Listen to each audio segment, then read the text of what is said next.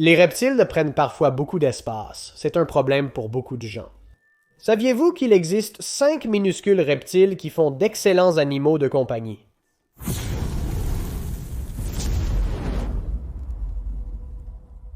Établissons ici quelques règles de base auxquelles nous essaierons de nous tenir autant que possible.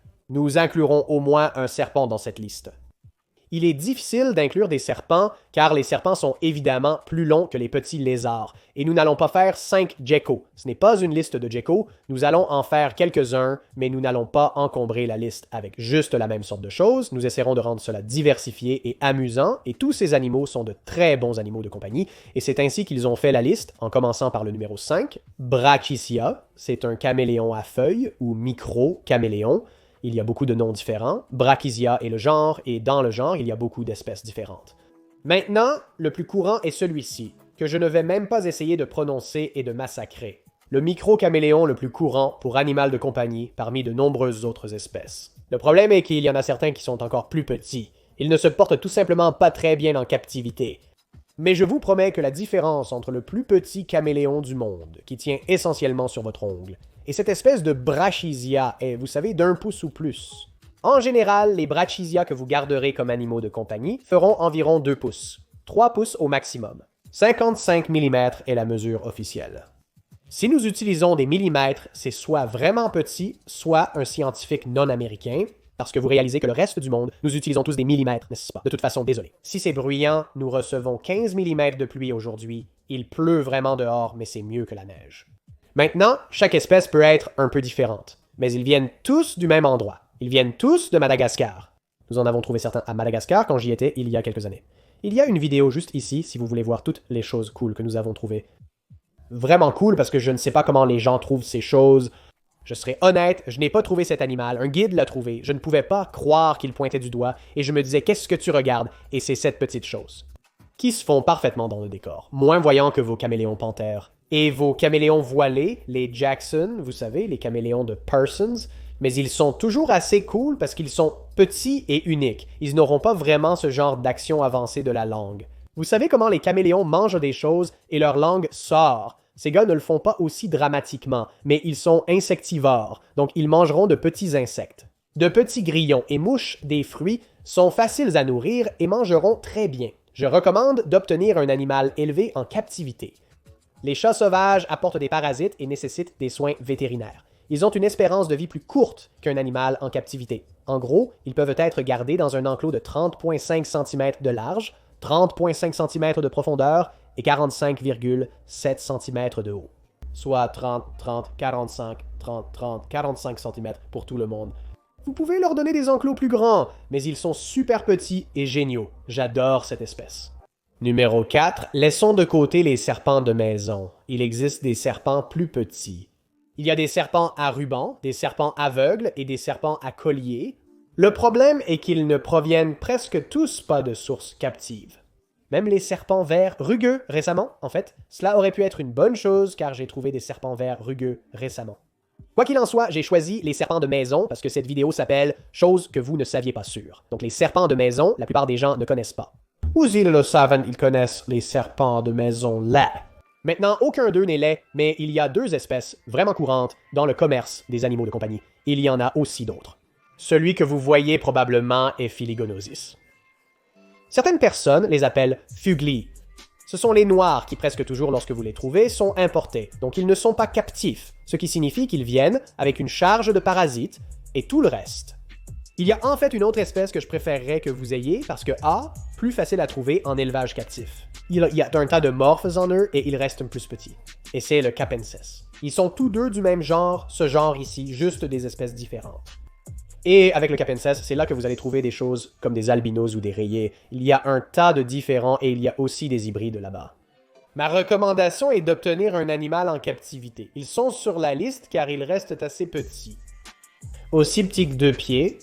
Parfois, ils peuvent devenir un peu plus grands, mais gardez à l'esprit que la taille moyenne d'un serpent sera de 5 pieds ou plus, ou du moins à corps lourd s'ils ne le sont pas. Ce sont à la fois des animaux minces et courts, donc ils sont minuscules, et ils sont essentiellement à l'épreuve des balles. Les gens peuvent conserver ces choses dans des boîtes de café où elles survivront. Évidemment, je ne recommande pas cette pratique. Je pense que ces serpents sont probablement les plus dociles au monde. Si vous mettez quelques-uns de ces serpents dans un terrarium de 20 gallons, je recommande un plus grand pour donner un exemple, et n'oubliez pas de les nourrir. Donnez-leur de l'eau et gardez-les à température ambiante si vous le souhaitez, bien que je ne le recommande pas. Ils se reproduiront et produiront énormément d'œufs. Facile à élever, prenez soin d'eux correctement, je dis juste qu'ils sont très indulgents si vous n'êtes pas encore un expert et qu'ils ne prennent pas beaucoup de place et se reproduisent comme des lapins. Je veux dire, ces choses, elles peuvent produire, vous savez, 6-10 œufs par couvée, parfois plus que ça. Et ils peuvent produire 4 couvées ou plus par an. Donc, ils produisent des bébés comme des fous. Un autre excellent exemple est le tricolore ognios, si vous aimez toutes les mêmes choses que je viens de dire. Les serpents sont un peu plus difficiles, mais vraiment jolis. Voilà votre serpent pour la liste. Passons à quelque chose d'assez cool que vous ne saviez pas. Et ce sont des grenouilles d'art. D'accord, donc vous connaissez probablement les grenouilles d'art. Tout d'abord, c'est un amphibien, donc nous gâchons un peu la liste. Mais les grenouilles d'art, dont je parle beaucoup, cependant, je veux parler de très petites grenouilles d'art, autrement connues sous le nom de grenouilles d'art miniature Retatamea. Maintenant, les gens se moquent de ma prononciation, mais vous pouvez me dire comment vous prononcez ce mot ici. Les Retatamea sont généralement plus chères que les autres espèces de grenouilles d'art, et elles sont petites, et beaucoup d'entre elles sont vraiment timides. Donc, si vous les voulez, c'est super. Si vous ne les voulez pas et que vous voulez quelque chose de plus audacieux qui appelle comme un fou, il y en avait dans cette pièce, j'ai dû les déplacer parce qu'elles étaient trop bruyantes. Alors, procurez-vous un Santa Isabel? J'adore les grenouilles d'art Santa Isabel, elles sont rouges avec une rayure cool. Pas forcément les plus cool, mais tellement divertissantes, audacieuses et toujours partantes. Elles restent minuscules, à peine plus grandes qu'une grenouille d'art de la taille d'un ongle. Leur entretien est très facile. La reproduction est incontrôlable. Même après avoir retiré les temps de leur enclos, elles continuent de pondre des œufs. C'est incroyable. Elles restent en excellente forme. Vous pouvez les nourrir soit avec les mouches du fruit Melanogaster ou Hide Eye quand elles sont bébés, les colamboles qu'elles mangent tardivement. Elles sont si faciles et je les aime juste parce qu'elles sont si audacieuses. Généralement, avec les grenouilles d'art, vous devez choisir entre des grenouilles vraiment très jolies qui ne sortent pas beaucoup ou des grenouilles moins belles qui sont plus audacieuses. Maintenant, bien sûr, cela dépend de ce que vous trouvez beau et il y a différentes exceptions à la règle, mais à mon avis, si vous voulez une grenouille vraiment minuscule qui est vraiment facile à garder. Au fait, ça coûte entre 25 et 35 € par grenouille. Les grenouilles d'art de Santa Isabella sont imbattables. En deuxième position, le caméléon. Les geckos. C'est vrai, c'est le Urodactylode. Urodactylode, il y a quelques espèces différentes. Je crois qu'il y en a 4 en tout. Certains ont été trouvés au 19e siècle et d'autres n'ont été formellement décrits qu'en 2009. Donc les plus courants, Bowers et Viardi, je crois que c'est comme ça qu'on prononce ce mot.